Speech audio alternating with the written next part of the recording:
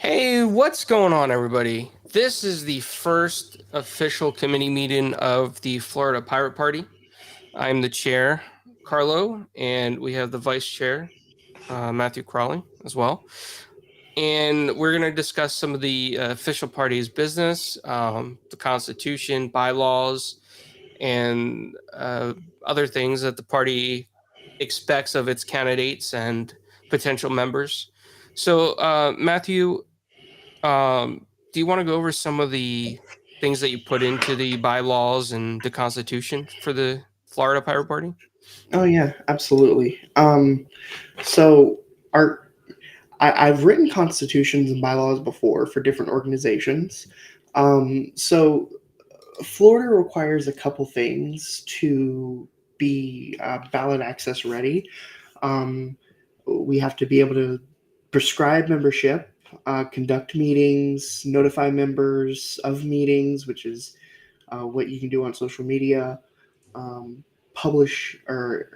selecting and removing of officers, making party nominations, which is something that we definitely do want to do, conducting campaigns for party nominees, raising and spending party funds, and all of that. A couple things don't apply to us yet, like selecting presidential electors because the National Party doesn't put up a presidential candidate, or sending delegates to a national convention because I don't exactly know how the national convention works, but I don't think they have delegates. So most of that stuff we do have in the Constitution and bylaws. A couple things, other things that are required by law, by a minor party, we are not allowed to uh, have dues to the party. We cannot have a financial encumbrance. That's in the Constitution. That uh, we shall make no financial encumbrance to be a member of the party. Um, and most of the things are in there. I'm finishing up the standing rules, and then after that, I will hand them over. All of this that's going to be in here is provisional because we need to have a board of delegates that are members of the party vote on all of this in order to become official. Um, so we need to have an actual Florida Pirate Convention in order to pass all of this 20 pages of writing that I have. Okay. I mean, and I gotta say, I've read some of the stuff that you put in there, and I think that it is phenomenal. You've done a phenomenal job with the Constitution and bylaws, and everything is on par with the Party Pirate ideals. Um, some of the things too that I think that we should tell people that might be watching this later or pop in is some of the ideals behind the pirate party. And one of the things is like copyright reform is a big deal. Mm-hmm. That is a huge major issue. The DMCA has for a long time hindered a lot of innovation, and it's spread out to do more than what is initially meant to do.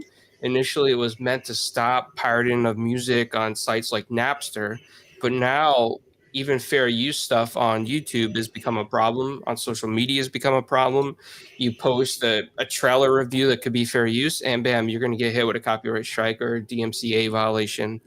And most of the time, social media companies will just take it down and there will be no repercussions for the social media companies. And your channel could be flagged, it could be gone, could be demonetized. And you're just a small time creator and you have no way to fight these things because these are big and cumbersome laws with a lot of attorneys behind them and a lot of lobbying. Now, a very pressing issue is that the Smart Copyright Act is about to be passed, more than likely with bipartisan support. It creates even more trouble for the encumbered DMCA regulation. It creates a librarian for the Copyright Office, and that Copyright Office can decide on a case by case basis what is considered fair use. So it could essentially redefine things that companies look at that are in the public domain. Lobbying could change all of that. And that's something that is important because If we want a free open internet and free access and education for everybody, this will prevent all of that. And it's kind of a huge deal. Yeah, definitely. Uh, Another thing that we've set up is Carlo. You have done a fantastic job on the website. Uh, that that coming up in what, less than 72 hours, pretty Yep. much. Yeah, that's a feat. um, we're big on privacy, transparency, um, mostly that privacy and transparency, because we believe that uh, a person shouldn't be scared to look over their shoulder to do or search anything on the internet, look up a book in the library. And even in the Patriot Act, it sits there and states, I think the first iteration of it sat there and stated that if you were deemed like a threat to national security, they can even go in and look at your library book records. And that's not something that the normal American should be scared of. You know, People, well, I don't know many people that go really to a library anymore, but the people that do shouldn't be scared that if they look at the wrong thing, it could be flagged, and, you know, their entire life is being picked at. Yeah, I agree. I think that's something that is a very important topic, is that, there should be more transparency and uh, less oversight of the citizens in a sense, right? Because Mm, a lot of that is chaotic, almost like imperialist control in some ways. It's like they want to know everything that you're doing, and you don't know who they are because they mm, are not defined. They are just random people like us in positions of power, and they make the decisions. And that is a scary thing because there's nobody to say, hey, you can't do that. Hey, this violates the law. And it's so ambiguous the way that Congress writes some of these laws that their own enforcement bodies decide what's okay and what's not. There's no real, how can I say this? There's no real like legal proceeding that a citizen can go to and be like, hey, you you broke my privacy rights. right, That's just not going to happen. They'll right, look at yeah, you, they'll they'll probably be on another list for saying something like that if you are already being watched. But no, it's a serious issue, and it's sort of getting further with what you're saying, because a lot of companies in different states are looking into um, cameras that are always on in certain aspects of the cities. Red light cameras is another thing. I know that Orlando has tried to mess around with X-ray cameras, which is a very scary idea in general. mm-hmm, Um, Police are using drones more than ever, where the judges side with the police departments. And also, now there's talk about they want people to start putting their driver's license and passports on cell phone apps, government cell phone apps. I mean, it hasn't happened yet, but there is talk about it. And that could all lead back to the original idea of the Patriot Act. And what's scary about that is that right now we're protected from the unwarranted search and seizure. If you get pulled over by a police officer, they have to have a reason to really search you. Um, and we've seen, in some cases that has been abused, but at least there's a little bit more transparency there. But now the problem is if they get your cell phone, I mean, just think about your privacy again. Now they can look through your cell phone because the law says, "Hey, we can look at your driver's license on your cell phone," and that's something pretty serious, right? You mm-hmm, shouldn't have to give up your cell phone for a driver's license. What if you don't even own a cell phone or you have a flip phone? I mean, what are they going to do? Force people to get these things? And it's just something that needs to be stopped now before it goes any further. yeah, yeah, absolutely. Um, and uh, things like this, they've been framing the whole, what is it, what you were saying, the driver's license on cell phones is like a convenience. You don't need to carry your license with you, you can just have it on your cell phone. And I mean, it's like, you lose your wallet, your life's gone. Now it's like if you lose your phone, your life's gone because you don't have any of your documents with you, you know. And how do you recover that stuff once you get it, if you get a new phone and it was stolen and all of that? I don't know, to me it just seems more of a headache than a convenience.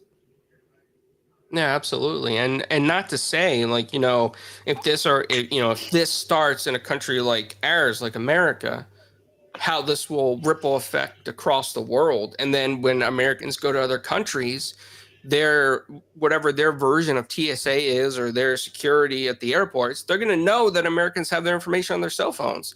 And if they're not honest employees of their states or governments, I mean, anything can happen. Identity Hmm. theft, and it could lead to a whole slew of problems internationally for Americans as well. Yeah, absolutely. So, um, going back to the bylaws, here's a couple things that I wanted to just share. Um, the executive committee can't do everything. We can't. It's near impossible. So I wanted to get your opinion on some of these committees that I just thought of that might be important. Um, the candidate committee, the communications platform committee, legislative action, and fundraising. Um, did you have any more ideas for any other ones? I think starting out, those all sound like great ideas already, and I think Okay. that it serves its purpose. I mean, if the party gets larger, maybe we'll have to go more into different counties and see Hmm. about different branches in each county. But I think starting out, I Hmm. think those are fantastic committees for the party. Yeah, talking about counties, I did put in there a provision if a group of people wanted to start a county affiliate. In the state of Florida, there's only two levels to parties. There's the state level and there's the county level. I wanted to also put in another level, the regional level, to where the counties could caucus for one representative to be on the executive committee, so that way they have their voice heard as well. Um, so, there's a provision in here by law of how to start a county affiliate. But I also put in here or what a regional affiliate is, what a regional representative is, and what their job is. Uh, so, do you have any other um, ideas whenever it comes to any of this? I'm trying to think because I think the way that you worded it in there with the counties and the regional affiliates, I think everything sounds good to me. Hmm. Um, I think that one important thing is, and I know this is probably far away from where we are right now, Hmm. and if people start donating, that would be fantastic. But I think that as the party grows in different counties, maybe whoever is in charge of the finances for that county, if let's say that a candidate was found for the Florida Pirate Party to run for office and they Hmm. had to go from they had to travel to different counties, maybe the each county affiliate or region could help kind of promote them in a Oh sense as yeah, well, work together. I yeah, think yeah, yeah. cohesiveness would be very important. Yeah, that's one thing that we're going to go in the standing rules is that a county or regional area, uh, if they like, let's say, county party, Polk County, uh, there's some guy running for a nonpartisan office. They're not a pirate, but they're nonpartisan, so their party isn't shown. They can endorse them, if it's within their borders. But if it's a pirate candidate, they have to endorse the pirate candidate. They have to endorse them, and they cannot endorse any other party candidates if it's a partisan race. That restricts kind of like outlaw counties that just willy nilly endorse anyone they want. And it does bring some cohesiveness that no matter where you go, if there's a pirate affiliate there, you will have support. Yeah, I think that's a very good idea. I think that's something that should definitely be standard within the party because every faction of the party needs to work together to help make these things happen. Hmm. Yeah. So Florida has some of, like I've told you before, but has some of the easiest ballot access laws in the entire nation. We're not like Alabama or Georgia where you need like hundreds of thousands of signatures every 4 years. Um, we are going to be having our three people. We're going to find a third person, um, and we need $500 in the first year. Um, That's another thing that I wanted to talk to you about. The way people donate. I've tried multiple times to donate on the current thing that you have on there. Uh, I can't figure it out, and I'm pretty savvy whenever it comes to that stuff. So I'm afraid if I can't figure it out, other people might not be able to figure it out. Yeah, that makes sense. I was looking at BitPay as another option for people and PayPal.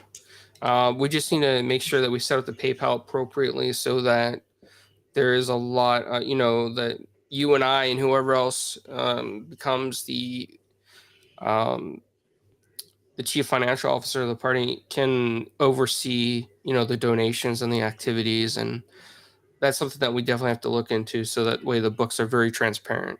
Hmm. Yeah, definitely. Um, So I think might be a smart idea to have both options. BitPay for people that want to pay in Bitcoin or any other type of cryptocurrency, and also just a regular PayPal for people who maybe don't have cryptocurrency or doesn't know what it is or doesn't have any.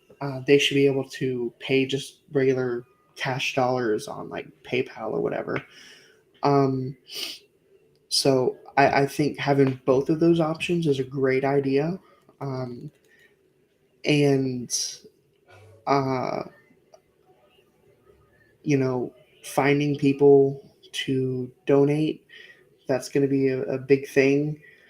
I'm going to try and see if there's any of my friends who I know of, who I've known a long time, who agree with me on a lot of things, if they're willing to also pay.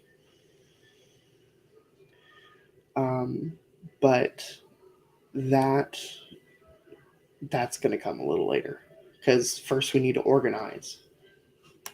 I agree. I think that, getting people interested in the party ideals is the most important step right now. And I think as the Hmm. party grows, I think, as the party grows, even if somebody chipped in $5, $1, everything helps the party organize. So it's going to be a lot of grassroots efforts. And for Hmm. anybody who might be watching this video later on, or if you're lurking right now, just know that the Florida Pirate Party definitely needs volunteers. We would appreciate all volunteers.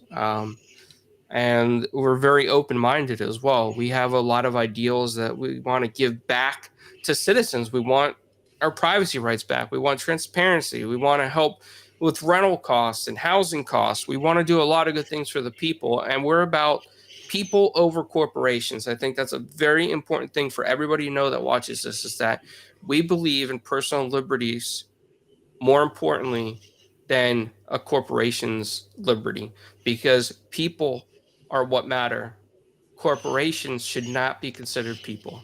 That is Hmm. one of our biggest ideals is that Citizens First United should be overturned because it is very unfair on the average person. Hmm. Absolutely. All right. Did you have? What did you have next? Oh. Uh, as far as for the this first informal meeting is, I think, pretty much was the Constitution, the bylaws. The website is up for everybody interested. We are working on the donation stuff. We're going to look into other ways that people could donate. I just want to make it very transparent so that Matthew and whoever else the CFO comes in can make sure that everything is very seeable and there's ledgers, because transparency to me is very important. Hmm. And if anybody out there wants to help with social media as well, that is something that we're always looking for, an extra hand and ideas. I know that somebody mentioned they wanted to create images on the Twitter account. So I do need to reach back out to them. And I think initially, I think this is the all the topics that I had in mind.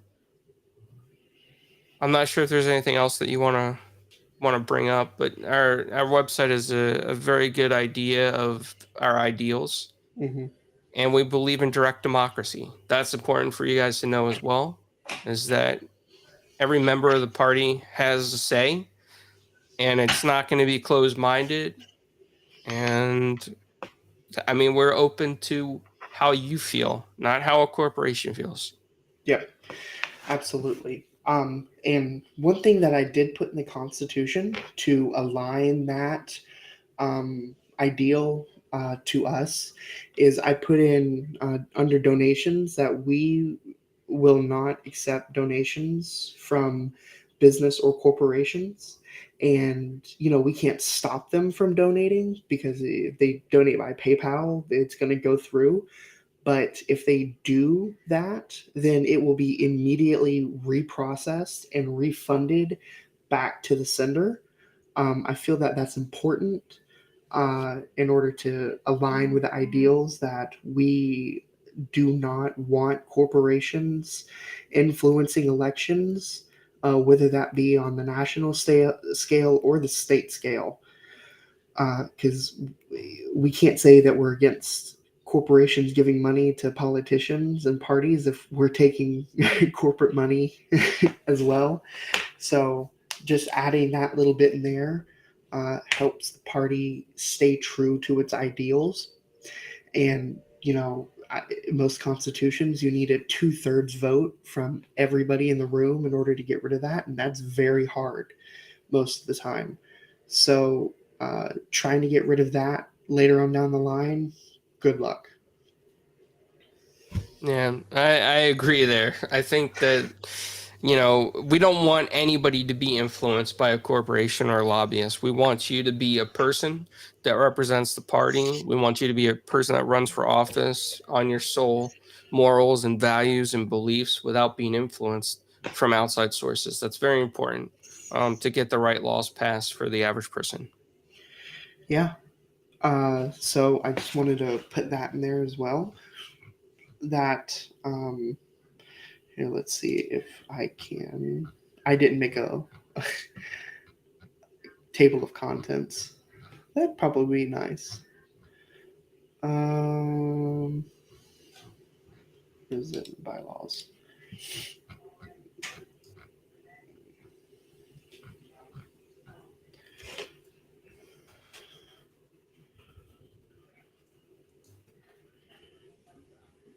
Mm,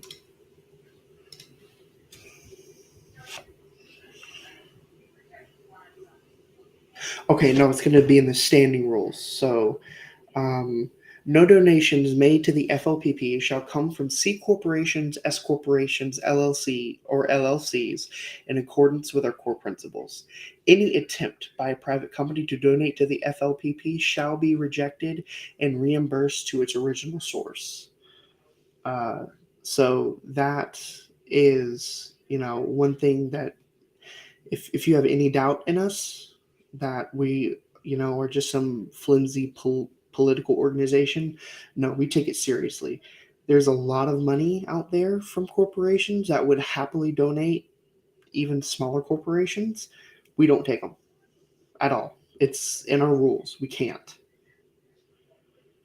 And that's very fair too. And also, just in case you're wondering if if a corporation try to use their personal name or personal entity that's behind the corporation as a person in general, if they try to donate money and then expect something in return, that's not going to happen at all either. Yeah, Matthew and I and whoever we choose as CFO we will make sure that does not happen, and the books will be very transparent so everyone can know who is affiliated with the party or being involved in elections. yeah, absolutely. All right. Is there anything else that you wanted to go over from the Constitution, bylaws, or anything else that I've happily typed up for the past 20 hours? Yeah, no, you did a lot of great work on that, and direct. I think direct democracy is an important thing. If you want to explain it to anybody watching, um, Oh, yeah. Direct democracy is basically one one person, one vote. You know, that you should be able to have a direct influence in things that pertain to you. Uh, that it's basically called pure democracy. That the whole of the body gets together and decides what's best for it. So that way you don't have just someone that is sitting on a board or in Congress or anything else like that that makes decisions for you. That you should be able to raise your hand, say, I want this to happen, and if it's the best idea, that will win out. yeah, that's important for everybody to know that wants to be affiliated with the party. Also, one thing, you probably have this in the Constitution and bylaws, and I might have missed it. So, if, for example, that we have multiple people that want to run for the same exact political position in office Mhm. as a candidate, what are the rules and bylaws if that was to happen? Yeah. So, Florida specifically has the option. We can either use Florida's primary system, which the Democrats and Republicans use. Minor parties are allowed to use that as well.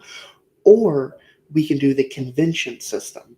So, whether that be county or state level positions, um, at convention, they would nominate like uh, governors, the body, one voice, one vote. The body would come together and seek or give nomination to like governor candidates, um, uh, CFO candidates, or anything else like that. So um, we can either use the primary system or we can use the convention system. Um, that is something that the EC would have to decide on, and then we put it uh, as just a standing rule of how we nominate candidates. That sounds good. I think, as far as I go, those were all the topics and concerns that I had for the first meeting. Is there anything else that you want to bring up or bring attention to?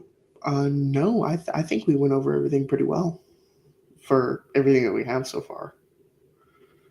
Yeah, awesome. So, if you're watching this later, if you see our website and you want to be involved, please reach out to the Florida Pirate Party on Facebook. Matthew or I will get to your message for sure. We always answer. Uh, Even if you sent us a message 4 years ago, we are responding to make sure to see if you're still interested. We're checking up on you. Yeah, But I think that's important to know, that for everybody to know that, we are very open to communication. You're not going to get some spam box or some, you know, random delete, whatever. We are going to personally respond to you. absolutely.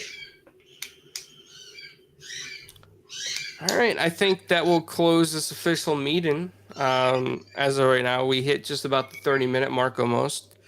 So I will vote in meeting adjourned. I second that. All right. And to everybody watching, subscribe to our Florida Pirate Party channels and social media, and you'll be kept up to date with information on any announcements that we make. All right, that it's good to go.